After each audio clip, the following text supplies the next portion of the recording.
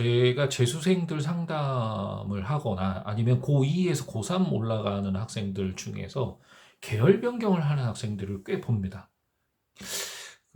가장 큰 원인이 뭐 수학인 경우가 많죠. 이제 수리 가형을 하기가 버겁다. 뭐 이런 케이스도 좀 있고요. 그 다음에 이제 자신의 적성이 음, 이게 아니다라는 판단을 할 경우도 있거든요. 그래서 계열 변경을 하는데 2019학년도에서 2020학년도의 큰 변화의 포인트는 물론 전체적으로 수능 응시자가 줄어들었죠. 2019년도 그 응시자들을 보면 51만 대가 좀 넘어가죠. 국어를 택한 학생들은 52만 8천 명대. 근데 이제 그 22학년 2020학년도 보면 국어 영역이 48만 3천 명대로 나타나는 거로 봤을 때는 이제 응시 인원이 좀 줄고 있죠. 근데 이제 여기서 잘 보셔야 할 게 사탐 인원이 약간 한 2.2% 정도 좀 늘어났고 과탐 인원이 오히려 2% 정도 줄어드는 그런 형태가 나타나는데요.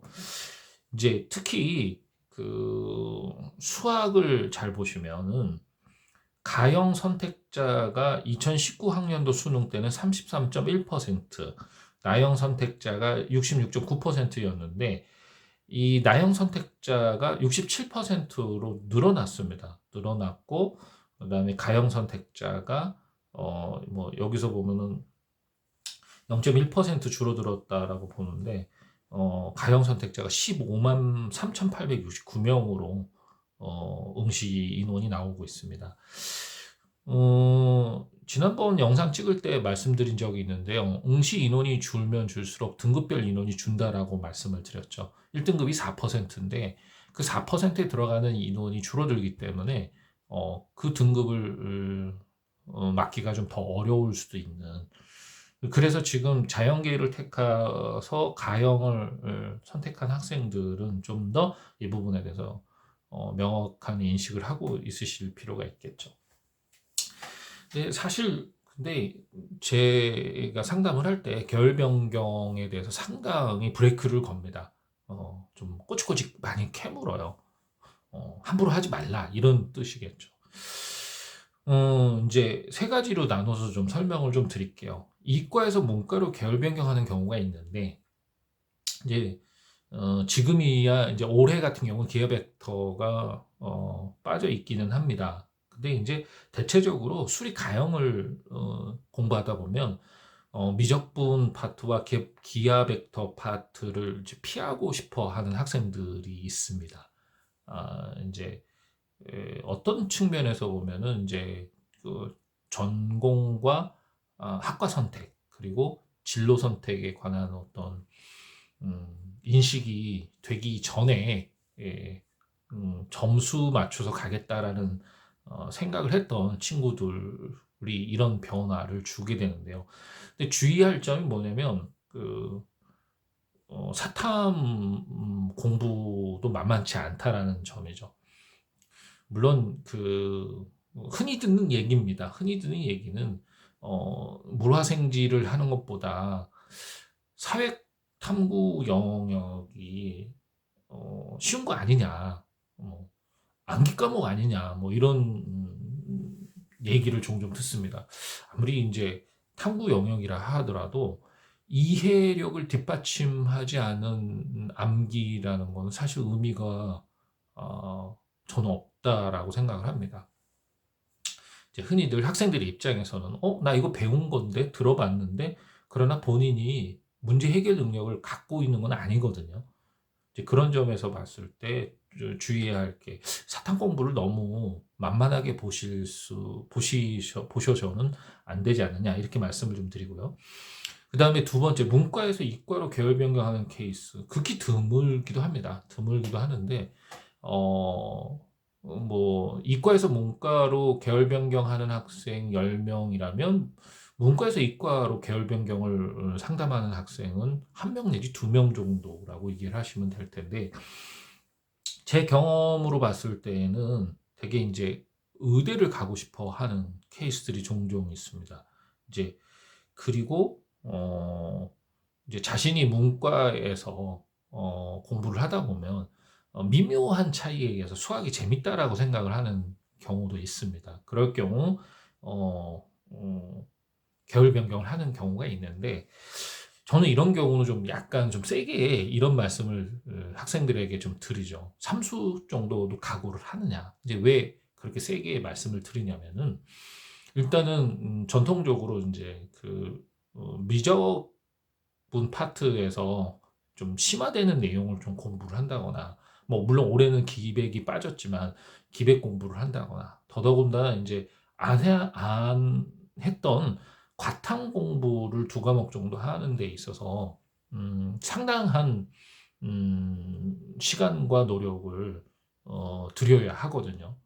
그러기 때문에 뭐 조금은 좀 제 입장에서는 좀 세게 얘기를 하면서, 뭐 "삼수할 각오 정도까지 되어 있다." 특히 의대를 바라보고 있다거나, 그다음에 인제 간혹 가다가 서울대를 목표로 한다고 하는 친구들 중에 그 물투, 화투, 생투 뭐 이런 투 과목을 하겠다고 하는 경우도 있고, 사실 투 과목이라는 과목은 원 과목이 기본 베이스가 있어야만 투 과목을 할 수가 있습니다. 그러다 보면 공부량이 상당히 많거든요. 그래서 "삼수를 각오하고 공부를 해야 한다." 뭐 이렇게 얘기를 드리죠. 그다음에 세 번째, 인제 계열 변경은 아닌데, 이 수학을 나형으로 변경하는 이과생들이 있습니다. 어 근데 인제 이런 경우 인제 수학 공부에 대한 부담감은 덜죠. 수학 공부에 대한 부담감은 더는데, 나중에 원서 쓸 때 보면은 후회하는 학생들도 종종 있습니다. 고등학교 3 학년 때 그 후회를 하고 재수할 때 뒤늦게 그 사실을 알고 오는 경우도 있죠. 그때마다 인제 '그렇게 정보를 많이 모르고 있네.'라는 생각이 들 정도인데, 일단 이 학생들 같은 경우는 서울권 대학 중에 지원할 수 있는 대학이 한계가 있습니다. 그러니까 뭐 아예 말씀을 드리면 서울에 있는 20권 공학 계열은 거의 지원이 불가능하다, 이렇게 말씀을 드릴 수가 있겠네요. 그래서 계열 변경을 한다거나 이과생이 수리 나형을 선택하면서 과탐을 한다라는 것에 대해서 좀 신중한 선택을 하셔야 한다, 이렇게 말씀을 좀 드리고 싶네요. 그렇다면 인제 이렇게 뭐 그럼에도 불구하고 나는 계열 변경을 한다거나, 그다음에 인제 탐구 과목을 바꾸게 됐을 경우, 이제 그럴 경우 학생들한테 인제 탐구를 선택하는 요령에 대해서 인제 말씀을 상담을 해 드리게 되는 경우가 있는데, 일단은 좀 분석을 좀 해 볼게요. 사탐하고 과탐의 인제 2020 학년도 응시자들의 변화를 좀 분석을 좀 할게요. 지금 표에서 보시는 것처럼 2020 학년도나 2019 학년도 수능에서 가장 많은 응시자가 있었던 과목이 생활과 윤리라고 보시면 되죠. 생활과 윤리였고, 가장 적게 응시한 과목이 경제입니다. 어 일단은 기본적으로 인제 생활과 윤리라든가 사회문화 같은 과목은 학생들의 입장에서는 국어에서 인제 비문학을 다루거나, 아니면 인제 중학교 시절에 저희가 도덕 혹은 윤리 뭐 이런 과목들과 아주 연계성이 있는 과목들이다 보니까 어 학습이 수월한 생활과 윤리와 사회문화를 택하는 케이스가 꽤 많다라고 판단이 되어지고요. 어 인제 반대로 인제 공부하기가 인제 좀 까다롭다고 느끼는 과목이 사실 경제입니다. 근데 경제에는 사실 좀 매니아층이 좀 있죠. 이제 경영 경제 진학을 꿈꾸는 학생이라든가, 그다음에 이제 공부하는 과정에서 그 그래프를 본다거나 아니면 어 경제 공부 자체에 대한 어떤 그 비교과 활동이 활발했던 학생들이 선택하는 걸 종종 보게 됩니다.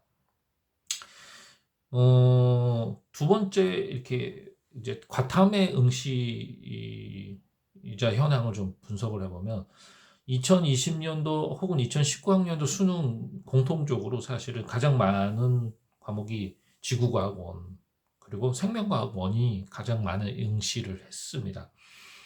보편적으로 이제 투 과목은 응시를 많이 안 하는 편이다라고 봐야겠죠.